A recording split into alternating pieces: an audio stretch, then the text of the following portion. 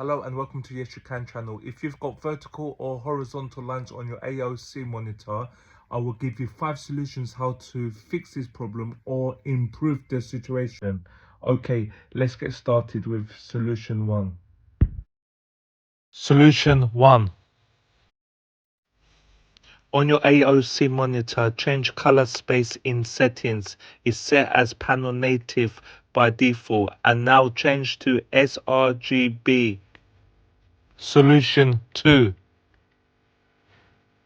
Put your monitor cable in another display port of your graphics card. Note, use a display cable, not HDMI cable. Solution 3. Try lowering or increasing the refresh rate for your monitor. For an example, 60 Hz change to 120 Hz.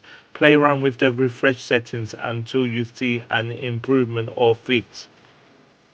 Solution 4. Pressing all the buttons very fast continuously on your monitor, excluding the power button, may fix or improve the situation. Final solution, solution 5. With a hairdryer, blow hot air on the screen display where the lines are to fix or improve the situation. I hope one of these solutions has worked for you. If it has, please comment below and like the video, and please consider subscribing to the channel.